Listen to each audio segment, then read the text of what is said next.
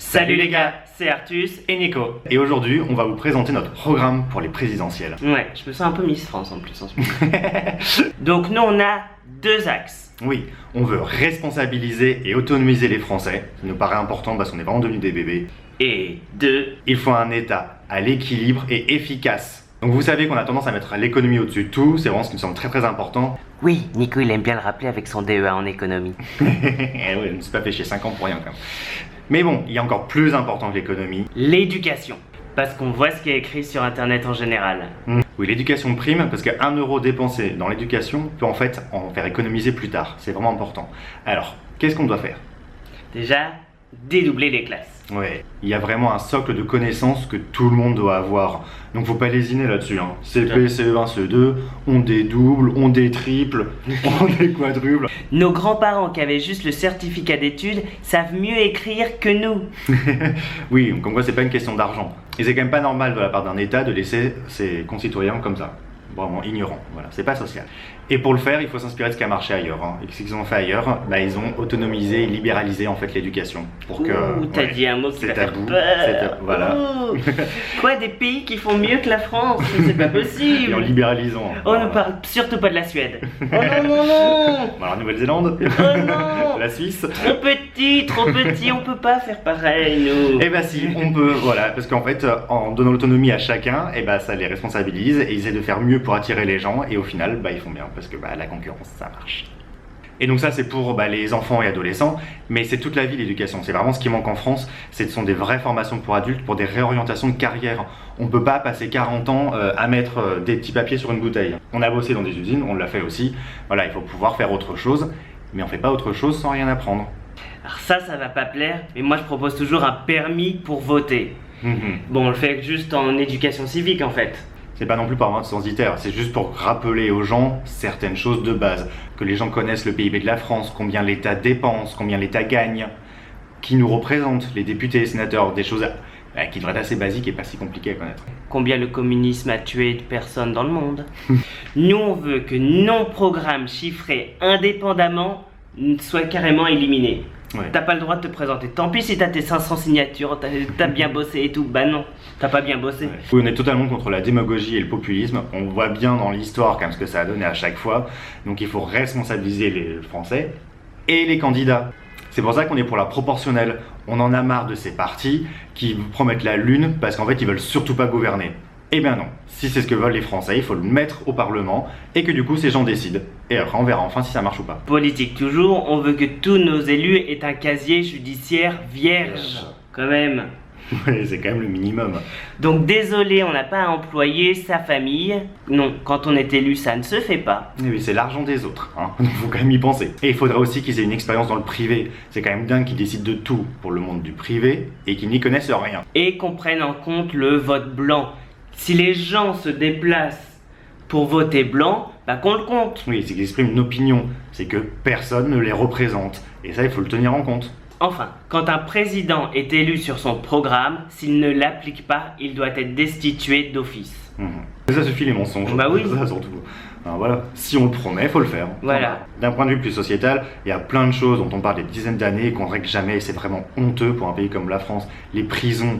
Enfin, dans quel état c'est? Mais c'est vraiment ridicule et on voit dans d'autres pays en plus que ça marche pas de déshumaniser les gens. Le cas le pire c'est les États-Unis et la récidive est énorme. Le cas le mieux la Finlande, il n'y a plus de récidive. Donc inspirons-nous un peu de ce qui marche ailleurs. Et pareil pour les SDF, pourquoi est-ce qu'on laisse crever des gens dehors avec tout l'argent qu'on dépense déjà en plus? C'est ça notre cheval de bataille, ça ne dérangerait pas un pays qui dépense autant comme le Danemark, c'est ce que fait la France, mais pour avoir quelque chose qui fonctionne à la fin. Nous, au final, c'est pour avoir une justice bancale, des SDF comme dans la rue, des cités abandonnées, une éducation nationale qui est plombée. Alors, ça va pas, si on dépense, il faut que ça marche. Bien sûr, on est pour la PMA et pour la GPA pour tous. Et il y a un sujet dont personne ne parle parce qu'on s'en rend pas assez compte, c'est le problème en fait de la vieillesse avec les mutuelles et les maisons de retraite surtout. Cela coûte une fortune, les maisons de retraite c'est n'importe quoi. Des groupes sont en train de s'enrichir sur ce que les gens ont mis de côté toute leur vie, même les enfants ou les petits-enfants peuvent être amenés à payer pour des maisons de retraite où les gens en plus sont maltraités, bouffent de la merde. Et sont attachés à leur chaise. Voilà, donc c'est vraiment minable, c'est vraiment pas du niveau d'un pays comme la France. Par exemple, ça serait 7200 € pour mes grands-parents. Et un autre sujet alors dont on parle maintenant parce qu'il se passe des choses mais dont on ne parlait jamais, ce sont les dom-toms. Ouais. On trouve ça vraiment dingue qu'on laisse de côté des parties entières de la France. En même temps, on laisse déjà juste les banlieues parisiennes de côté. Oui. Nous, ce qu'on veut faire en fait, c'est de revaloriser ces perles qui pourraient être du tourisme. Donc bien sûr, la Guadeloupe et la Martinique, faut les transformer en Saint-Martin. Oui. C'est vrai. Non, mais tout autour, il y a des pays qui marchent vachement bien. Oui. C'est dingue que cela fonctionne pas. Et la Guyane, on n'en fait rien, alors que c'est énorme et que c'est super bien placé. Enfin, moi, j'en propose d'en faire le Costa Rica. Oui, le Costa Rica, qui est un pays quand même plutôt pauvre, s'est énormément développé sur l'écotourisme et est devenu un leader mondial dans ce domaine et fonctionne vraiment très très bien.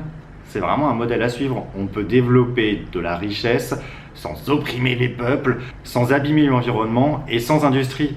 Il y a de quoi faire.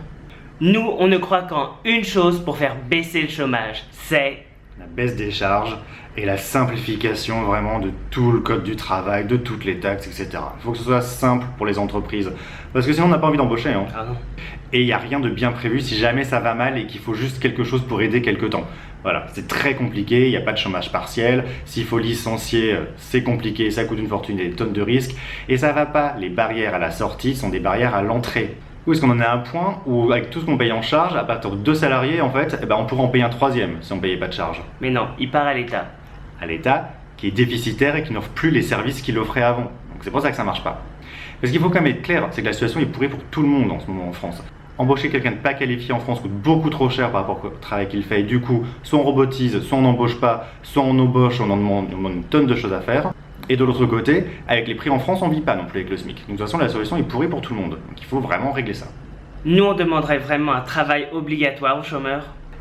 Quand on donne de l'argent à quelqu'un, on pense qu'il doit y avoir un retour. Ça s'appelle la vie en communauté. Voilà, c'est un devoir de citoyen. Et puis c'est important aussi pour le retour au travail. On sait bien que plus on est coupé du monde du travail, et plus c'est long et plus c'est dur d'y retourner. Donc c'est important de garder un certain lien quand même avec une certaine activité. Mais avec le revenu minimal, il n'y aurait plus besoin de s'inquiéter de ça. Parce qu'apparemment, il n'y aurait plus de boulot pour tout le monde. Alors c'est faux de dire qu'il n'y aura plus de travail. Il y aura toujours du travail. Mais il y aura de moins en moins de travail pas qualifié. Surtout au niveau du SMIC. Donc c'est simple, il faut revenir à l'éducation, à la formation et orientation de carrière. C'est le seul moyen. Parce que du boulot qualifié, il y en a, on manque même de gens. Alors abandonnons l'économique un petit peu, il y a encore d'autres points quand même importants sur lesquels on ne lutte pas assez en France. C'est l'homophobie et le racisme. Et aussi le clivage homme-femme. Oui, ça devrait quand même être réglé depuis le temps tout ça. Nous on proposerait même des stages, un peu de rééducation pour ça en fait. Des stages bisounours. Bah oui, enfin je sais pas, hop regardez avec mon t-shirt, mon petit poney, hop il faut me faire des câlins. Voilà, un gay c'est gentil. Un autre point, c'est le tourisme. Oui, alors ça on s'en occupe vraiment pas assez en France, alors que c'est une grosse part de notre PIB. Et il y a quand même pas grand chose à faire, on a quand même déjà tout. Oui, on a quand même un patrimoine exceptionnel, on est vraiment un des pays avec le meilleur potentiel pour cartonner dans le tourisme, donc pour l'instant on est encore la première destination. Mais bon, il y a beaucoup de pays qui se développent très vite, et surtout qui ont une meilleure qualité de service pour accueillir les clients. Les Chinois s'en plaignent pas mal quand même de comment ils sont reçus à Paris. Et ça, c'est vraiment pas possible, c'est vraiment jouer contre la France d'être comme ça. Et pour en finir quand même avec la démagogie et le populisme, il y a 2 choses. Déjà, reformer les journalistes. Ah c'est pas possible ça. Ça c'est pas possible. On a fait une école de journalisme, hein. Notre master en nouvelles technologies était dans une école de journalisme. C'était ridicule. Ridicule, sincèrement. Si les journalistes votent vraiment toujours pour un parti, il faut qu'ils l'affichent. C'est pas normal, sinon c'est de la propagande. Mais en même temps, je pense qu'il faudrait vraiment limiter le nombre d'heures de politique à la télé. C'est vrai. Parce que du coup on n'entend que des bêtises, on réagit que au quotidien et ça change tout le temps et c'est la guerre à la petite phrase, c'est ridicule. Bon on a été assez long donc pour finir on va essayer de mettre quelques mesures comme ça. Voilà. Donc forcément on est pour une libéralisation de la société, donc l'ubérisation ça ne dérange pas, on voit dans le bus que ça a marché donc il en faut plus d'autonomie dans les entreprises qu'elles puissent plus décider par rapport à leur secteur d'activité. C'est sûr que pour une très grosse usine d'un très gros groupe, les 35 heures ou les 32 heures, ça peut fonctionner. Pour un boulanger, c'est pas possible. Bon, bien sûr, nous, on est pour une Europe fédérale. Oui, sinon ça peut pas fonctionner. Et on est obligé de faire une Europe. Faut arrêter de vouloir vous remettre dans votre petit coin. On ne pourra pas s'en sortir face à la Chine, face aux États-Unis, face à l'Inde qui va monter. On ne pourra plus rien décider, on va tout subir. Pour les gens qui détestent les marchés et qui veulent de la souveraineté, il n'y a rien de pire que de refaire la France par elle-même. Parce qu'on n'aura plus aucun accord, hein.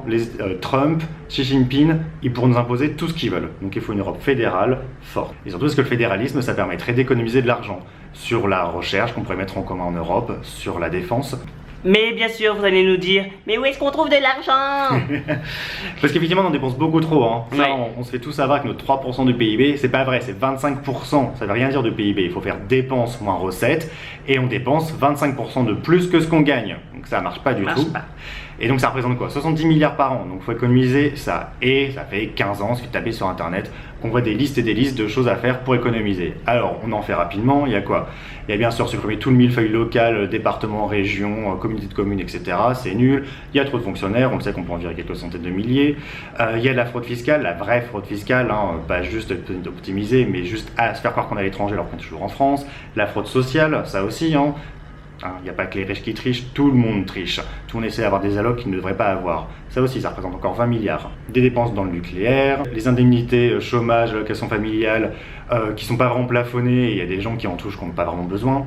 Et aussi dans la médecine, on est le pays qui consomme le plus de médicaments, qui fait des tonnes d'actes pour rien du tout. Donc il y a des milliards à économiser là aussi. Donc c'est pas si compliqué, et ça joue pas tant que ça sur la croissance. Bon voilà, on avait encore plein d'autres propositions, mais bon, on va se taire. Non, c'est que c'est beaucoup trop pour la vidéo, donc il y a plein d'autres choses à faire, on pourrait argumenter énormément. Parce que, Ton temps de parole est dépassé, Nicolas, c'est bon. C'est vrai. C'est bête parce que moi je voulais quand même taxer les vêtements moches. Parce que je sais pas, Paris, capitale de la mode. C'est vrai, pour le tourisme c'est mauvais aussi. Ouais. Bon, on va quand même laisser les commentaires ouverts, même si on va sûrement Mais pas lire très plein de- longtemps, et on va sûrement en bloquer pas mal. Et La en a- démocratie, c'est pas bien. Et en attendant, on fait des Bisous bisous. Et vive le roi!